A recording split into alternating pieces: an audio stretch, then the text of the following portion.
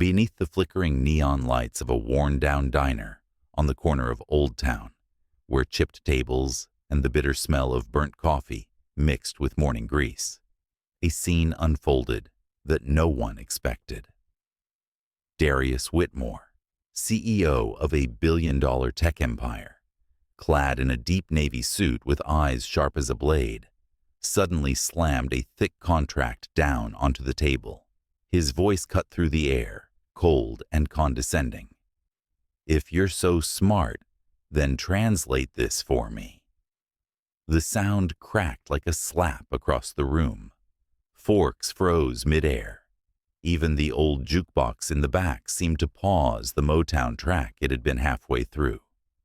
But Maya Williams, 19 years old, black, wearing a stained apron still smelling faintly of fried potatoes, didn't flinch. She didn't step back. She didn't avert her gaze.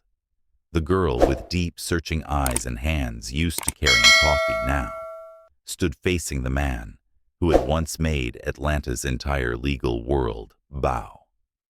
Darius looked at her as if tossing a toy to a waitress for his own amusement.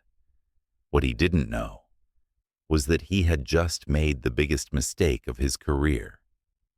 Maya glanced down at the pages.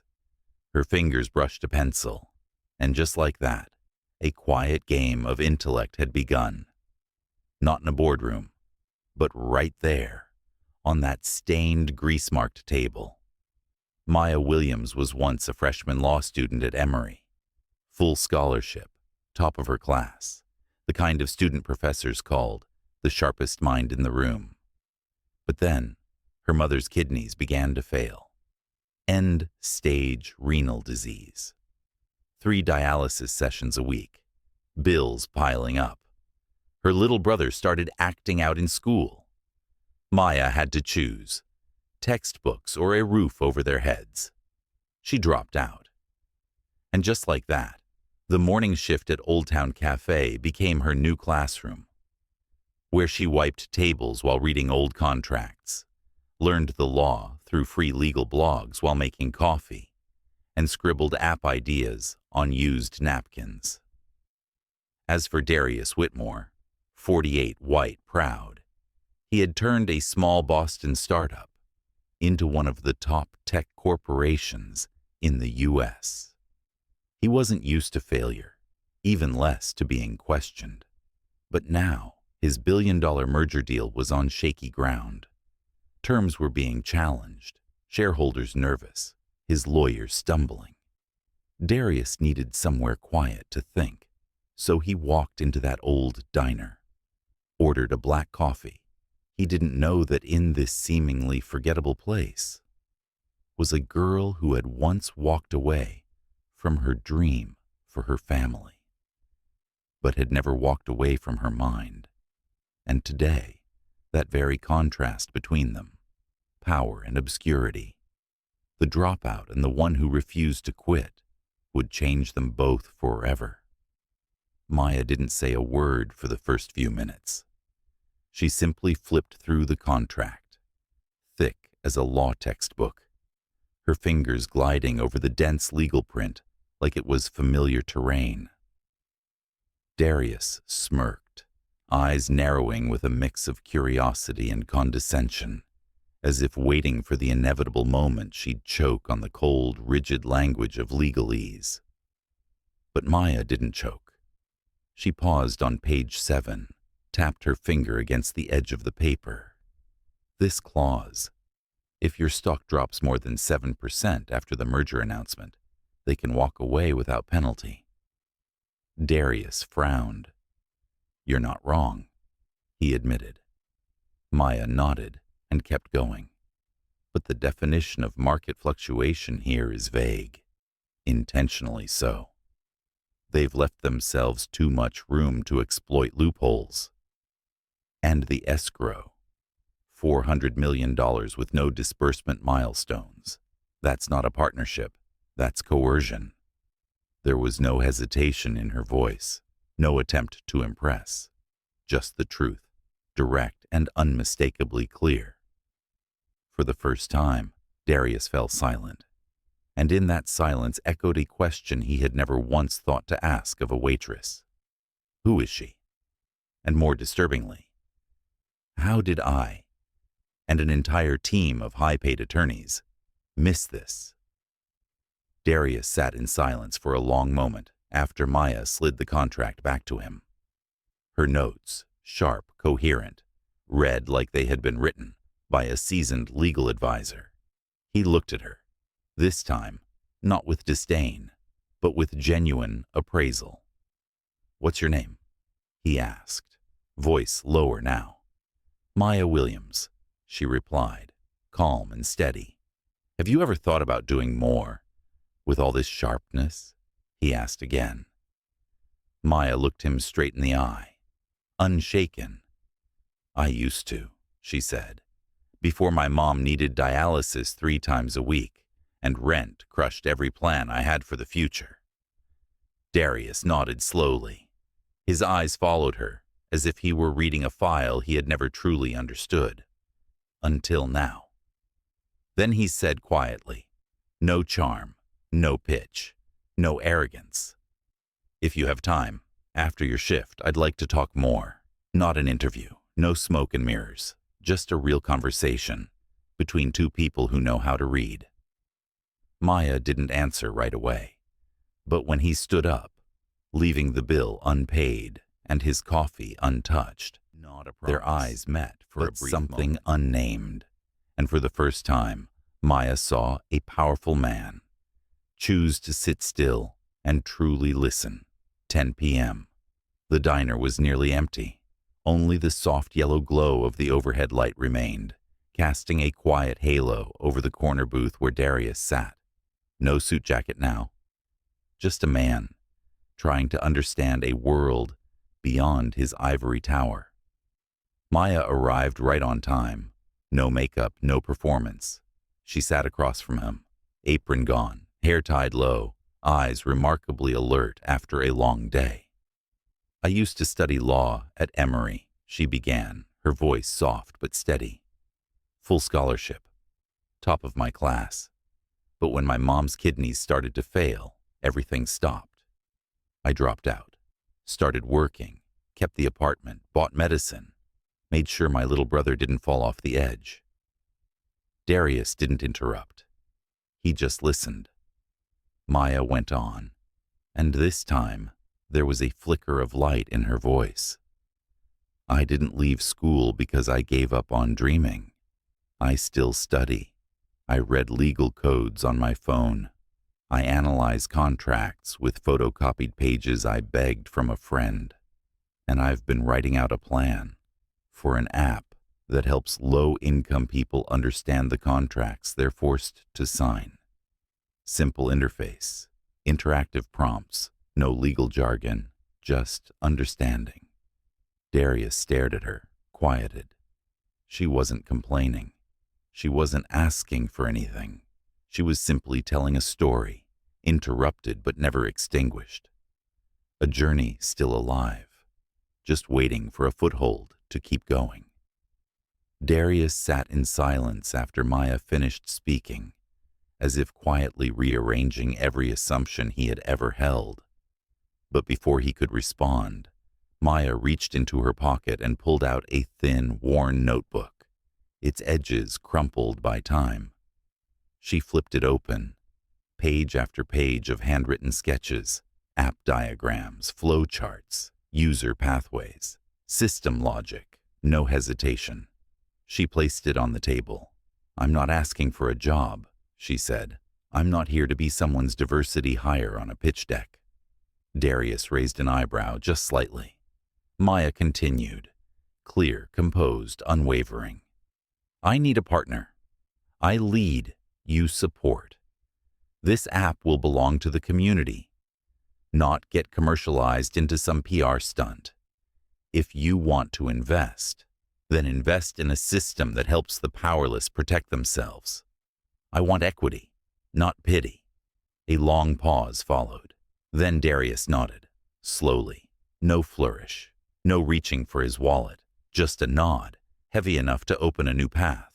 "I'll invest," he said, "and you'll lead." Inside that rundown diner, beneath the faded yellow light, a deal was made. No lawyers, no boardroom, just mutual respect. And two people, finally believing they might build something far bigger than themselves. Monday morning. Maya stepped into the main lobby of Whitmore Tech headquarters. The glass tower loomed above her, the marble floor beneath her feet gleaming like ice. Cold light bounced off its surface, reflecting up onto her worn-out sneakers.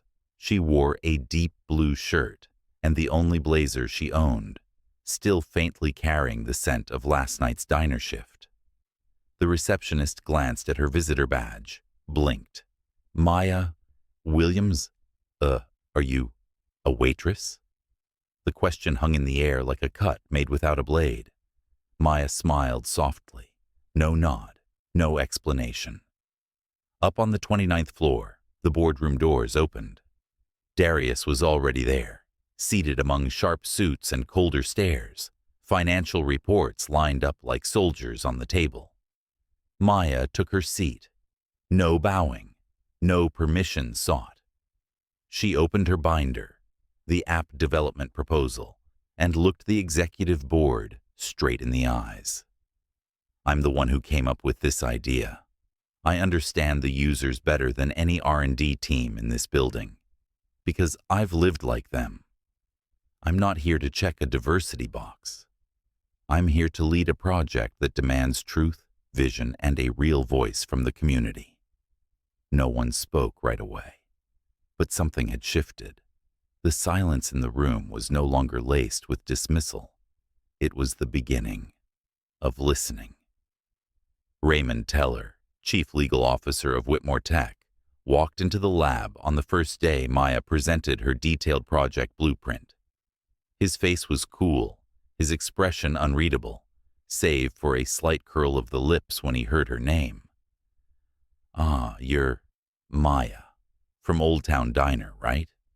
His tone wasn't sharp, but the subtext was unmistakable, polite enough to veil the disdain. In the days that followed, Maya began to notice. Access to documents was restricted. Meeting times changed without notice.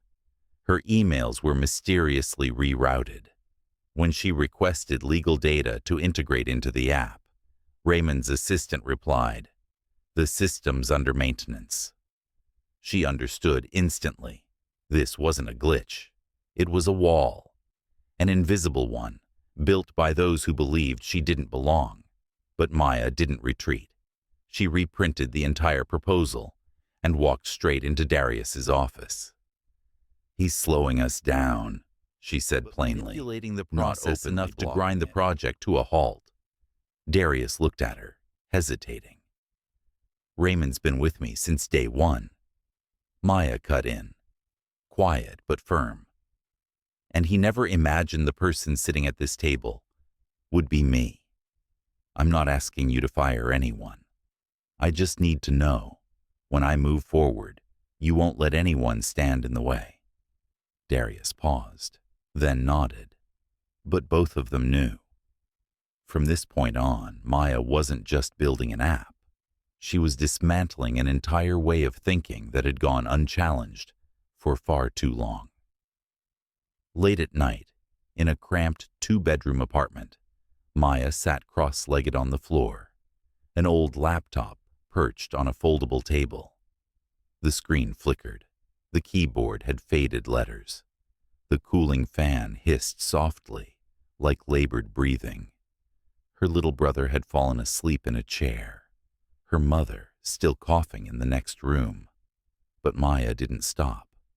She had just finished the first working prototype of the app, Lawbridge. The interface was clean, intuitive. Real-world legal scenarios came to life. Signing a lease, getting pulled over by police, applying for a loan. Each choice led to a specific outcome, followed by a clear human explanation. At 7 a.m. the next morning, Maya sent the link to Darius. No subject line, no explanation, just one sentence. First breath. Half an hour later, he called back. His voice was groggy, but awe broke through it. You built this with what? Old Chromebook, $10 headphones, and half a mug of instant coffee. Darius let out a low laugh, then asked, "Can I show this to the design team?" Maya answered firm and clean, "You don't need my permission, but you do need to make sure my voice is in that room." Not asking for a seat at the table, but reclaiming the right to help build the table from the ground up. And for the first time, Darius didn't see Maya as someone who needed help. He saw her as someone he needed to catch up with. The lab was lit bright, glass walls reflecting every step, every flicker of a computer screen. Designers, developers, UX researchers gathered around the long table, hoodies on, headphones draped around necks, half-empty coffees in hand. Darius walked in, gave Maya a quiet pat on the shoulder, then turned to the team. "Everyone, this is Maya Williams. She built the prototype we're about to see, completely on her own." A few nods, a few skeptical glances, but when Maya connected her laptop, her voice cut through, steady, clear, unwavering. "This isn't just an app," she began. "It's a map for people who've been lost in the maze of paperwork." She clicked. Each scenario on the screen was grounded in reality. Wages docked illegally by an employer, a landlord withholding a deposit against the law, a cop requesting a search with no cause. Every choice, every outcome was explained in plain human language. 15 minutes passed. Silence. Then, applause. Not thunderous, but real. One developer leaned over and whispered, "That logic flow is tight. Where'd you learn all this?" Maya smiled. "From mistakes, from watching, and from growing up in a place where not knowing always came with a price." From that day forward, Maya was no longer the girl who made an app. She was the guide. Not because of a title, but because everyone in that room realized they wanted to learn how she saw the world. Tuesday morning. Maya stood in front of a small classroom at Langston Prep, a struggling high school on the outskirts of Atlanta, where most students came from immigrant working-class families, often overlooked by every reform program that came before. She wore her old blazer over her server uniform, a laptop tucked under her arm, her eyes holding both confidence and humility. In front of her were 30 faces, curious, skeptical, tired after a full day of classes. "Have you ever had to sign something you didn't fully understand?" she asked, a few hesitant nods. A girl in the back spoke up. "Phone contract. I signed it, then found out I was locked in for 2 years." Maya smiled gently, then opened the Lawbridge app on the projector. "This is how we learn, not through theory, but through the life you're already living." Scenario by scenario appeared on the screen. Quick loans, job applications, a police officer asking to search your pockets. The students made choices, saw the consequences, learned in real time. The classroom fell quiet, not from boredom, but because, for the first time, they saw themselves reflected, understood, respected. After class, a boy walked up to Maya, soft-spoken, hesitant. "You really made this? Nobody's ever talked to us like we matter." "Until today." Maya nodded, gripping her binder just a little tighter. She knew. This wasn't just a pilot session. This was confirmation. She was touching the heart of something that was truly right. The following Monday, Maya showed up early, as usual, a box of donuts in hand at the glass doors on the 29th floor. The screen flashed. Access denied. The receptionist shrugged, face blank, as if prepped in advance. "Your name's not on this week's list." Maya didn't get angry. She waited. 1 hour, then 2. Finally, a maintenance worker let her in, manually. Inside, the meeting had already started. On the whiteboard, Raymond was mid-speech. To minimize legal risk, legal recommends halt in wider rollout. We suggest shifting back to internal beta. A few heads nodded. Others stayed silent. Maya walked in, set the donut box on the table, lifted her chin. Who made the call to pull out of the schools? Raymond turned, face unreadable. Some stakeholders are concerned the app might be misconstrued as official legal advice. Maya responded, calm but razor sharp. It's not advice, it's knowledge. And what they're really afraid of is that for the first time, poor people have a tool to understand the law. Eyes darted across the room. No outbursts, no rebuttals. But Maya saw it clearly. The system doesn't need to scream at you to push you aside. It just revokes your badge, deletes your name from emails, and leaves you standing on the edge. Quietly, efficiently, deliberately. Late at night, only a single desk lamp lit Maya's small apartment. She sat motionless in front of her screen, eyes red from reading and rereading the merger agreement between Whitmore Tech and Kessler Solutions. Everything seemed in order, until she paused at a tiny phrase buried in an appendix. Temporary market-based valuation event. One word, temporary. A seemingly harmless change, inserted in the latest revision. But Maya understood instantly. If Whitmore's stock dipped for even a single day, even due to a rumor, Kessler could walk away from the deal. No consequences, no accountability. At dawn, she marched straight into Darius's office. No appointment needed. You need to call a full board meeting. Now this is a trap, and if you don't pull it before signing, the company will lose everything. Darius read the clause. Silent. Then his expression shifted, from confusion to alarm to fury. How did no one catch this? He demanded. Maya replied without hesitation, because no one expected a waitress to read the appendices. 2 hours later, an emergency meeting was called. Surrounded by executives in tailored suits, Maya stood at the head of the table, pointing directly at that one buried line. And when Darius declared, "We're renegotiating," and from now on, no contract gets signed until Maya reads it first, the entire room understood. The person who just saved the company didn't sit in the top floor corner office, but she had just rewritten the rules of the entire game. 3 days after the historic boardroom meeting, Maya Williams's name flooded the headlines, not because of Lawbridge, but because of her past. 19-year-old waitress becomes legal advisor at Whitmore Tech. The headline blared, alongside a blurry still from the diner's security camera. Some articles hailed her as a phenomenon, but many others questioned her. Does she have a law degree? Is she truly qualified? Or is this just a diversity PR stunt? An urgent email from Investor Relations hit the board's inbox.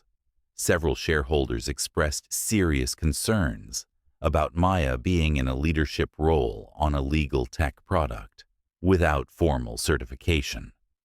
An emergency meeting was called. Darius sat silent.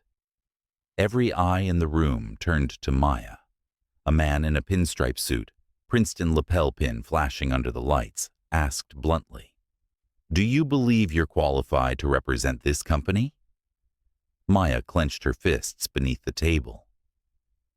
But her voice was steady. "I don't come from your world. I don't have pedigree. I don't have the right family name. But I just caught a billion-dollar contract trap that people with all the right degrees missed. I'm doing the work. The question is, why weren't you?" No one responded, but in that heavy, oxygen-thin silence, for the first time, The unapologetic truth of someone never invited to the room was the one thing everyone finally listened to. Launch day. The main hall at Whitmore Tech was packed wall to wall. Investors, media, education leaders, and students from the very schools that had piloted the app. The comms team handed Maya a pre-approved speech, polished, careful, void of anything too raw. She skimmed it once, then set it down. "No," she said. "I'm not here to read a press release." When Darius stepped up to open the event, the room clapped, politely. But when Maya took the stage, no music, no lights, just a girl with a low ponytail, a worn-out blazer, and eyes that didn't blink, the room went still. "Hi, everyone," Maya began, voice steady. "I'm Maya Williams. I used to pour coffee. I used to read contracts on my lunch break. I used to translate the law for my mom using a pencil and the back of a receipt." She paused, her gaze sweeping the room. Isn't a product. Row by It's a flashlight. To shine into the room, most poor people don't even realize they've been locked inside. And then, she closed. Justice shouldn't be reserved for the fluent. It belongs to all of us. The entire hall rose to its feet, not out of politeness, but because they had just witnessed something real. A young woman the world once overlooked had just rewritten the language of justice. 3 days after the launch, Lawbridge landed on the White House Office of Digital Policy's priority list. An email from a senior government advisor hit Whitmore Tech's inbox. They wanted to partner on a federal rollout, adapting the app for use in community centers across the country. The news sent a shockwave through the company, but not everyone was celebrating. At the expansion strategy meeting, some board members voiced reasonable concerns about Maya continuing to lead the project at the federal level. One of them said it outright. "We should consider adding a policy expert as co-lead, someone with credentials, a formal background, someone who can speak the government's language." Silence. All eyes turned to Maya. She lifted her head, not angry, not afraid, just clear. "I don't need a degree to understand what I've lived. I didn't study how poor people are forced to sign contracts. I was forced to. I didn't research legal barriers. I've been trapped behind them." Darius, who'd been silent until then, finally spoke. If the government wants to reach real people, they need someone who was a real person, not just a scholar. And so Maya stayed in her seat. She didn't step aside. She didn't change her tone. Once again, she refused to be replaced by a more acceptable face. And by standing firm in her truth, she proved something simple, but undeniable. To be heard, you don't need to be conventional. You just need to be right. That fall, Maya walked once more through the gates of Emory University, the place she had left behind when her mother's illness and a mountain of nameless bills pulled her dreams off track. But she wasn't returning as the struggling freshman anymore. She was coming back as the woman who had saved a billion-dollar deal, built a legal platform that empowered entire communities, and forced an entire system to stop and listen. In her hand was a full scholarship offer, accompanied by a handwritten note from the law faculty. "We don't usually give second chances. We correct the mistake of overlooking the right ones." Maya smiled, not for the honor, but because this was never the end, only the next beginning. At the same time, she officially launched the Second Glance Foundation, a program providing legal education and micro-grants to teens from low-income communities. Its slogan was just 3 words: read it again. Not with your eyes, but with awareness, with ownership. The media called her a phenomenon. Some dubbed her the face of legal innovation. But to the students she mentored, to the single mothers she helped translate lease agreements for, Maya was something far simpler. The first person who made them believe that understanding the law wasn't a privilege. It was a right they were born with. One quiet afternoon at year's end, Maya returned to the old diner in Old Town, the place where everything had started, not with an opportunity, but with an insult. The floor tiles were still chipped. The neon light still flickered, like the eyes of those who once looked down on her. But today, Maya didn't walk in with a pencil in her pocket and trembling hands. Today, she walked in as herself. No introduction needed. A young waitress approached, tight curls pulled high, uniform slightly wrinkled, order pad in hand. She paused, eyes wide. "You're Maya Williams, right? My aunt. Your app helped her win a wrongful termination case. She said because of you, they couldn't silence her anymore." Maya paused for a moment, then smiled, not with pride, but with gratitude. "Not because of me," she said. "Your aunt stood up on her own. I just flipped the switch." Just then, Darius stepped in, took the seat across from her, set down 2 black coffees. No words, no need to revisit the past, just a soft clink of their mugs. Low, steady, but echoing louder than any applause. "For the ones who were never meant to be seen," he said. Maya nodded, eyes fixed on the rising steam. "And the ones who refused to stay invisible." Outside, the city buzzed on, loud, indifferent. But inside that weathered diner, once the curbside of a forgotten dream, something had become permanent. Justice, when lit from within, doesn't go dark.